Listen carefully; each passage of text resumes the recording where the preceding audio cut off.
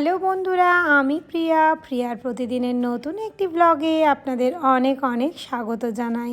চারিদিকটা এই উইন্টারের সময় স্নোয়ে ভর্তি, আর এই স্নোয়ের সময়ে সূর্যি মামার তো একেবারেই দেখা পাওয়া যায় না, আর যেদিন পাওয়া যায় সেদিন মনটা ভীষণ খুশি হয়ে যায়।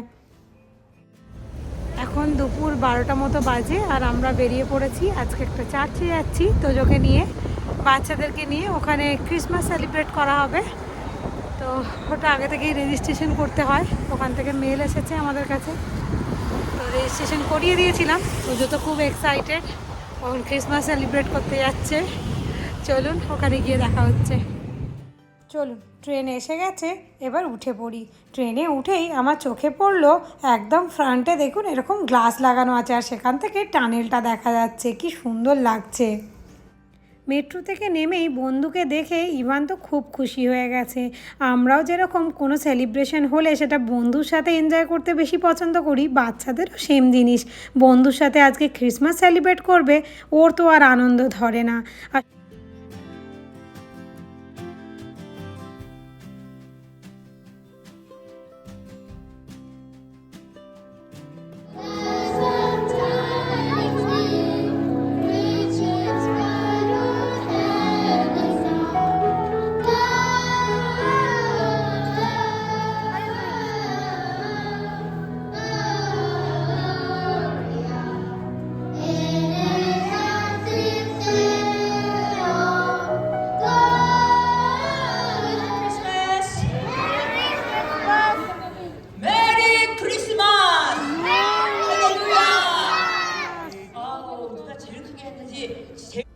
আপনারা তো জানেনই এদেশের সবচেয়ে বড় ফেস্টিভ্যাল এই ক্রিসমাস। তাই এই ক্রিসমাসকে ঘিরে এই ডিসেম্বর মাসটা জুড়েই বিভিন্ন চার্চে চলতে থাকে এরকম সেলিব্রেশন।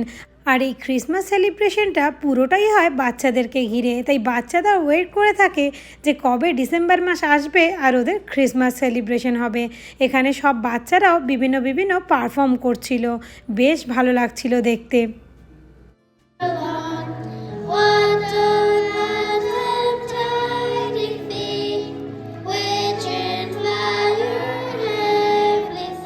এই বাচ্চাদের পারফরমেন্স শেষ হতেই এরা এখানে আসা সমস্ত বাচ্চাদেরকে স্টেজে তুলে নেয়।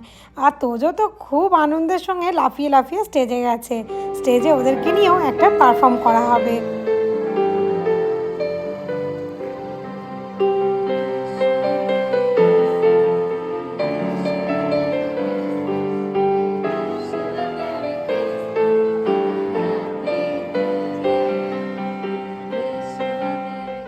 এরপরে এখানে একজন এসে সবাইকে ব্লেসিংস দিচ্ছিল, দেখুন কি সুন্দর করে।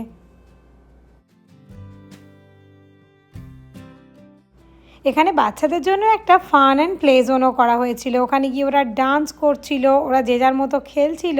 তো ওরা এখানটা এসে খুব খুশি হয়েছে। আসলে চার্চের মধ্যে এতক্ষণ বাচ্চাদের বসিয়ে রাখাটা খুব ডিফিকাল্ট, তাই এই ব্যবস্থাটা করা হয়েছিল। আর এই প্রোগ্রামের একদম এন্ডে এখন বাচ্চাদেরকে দেওয়া হচ্ছিল ওদের ক্রিসমাস গিফট, যেটার জন্য বাচ্চারা আরও বেশি এক্সাইটেড ছিল। আর এদিকে দেখতেই পাচ্ছেন সান্তাও এসে হাজির হয়ে গেছে। ওরা গিফট নিয়ে এবার সান্তার কোলে বসে এবার ছবি তুলবে।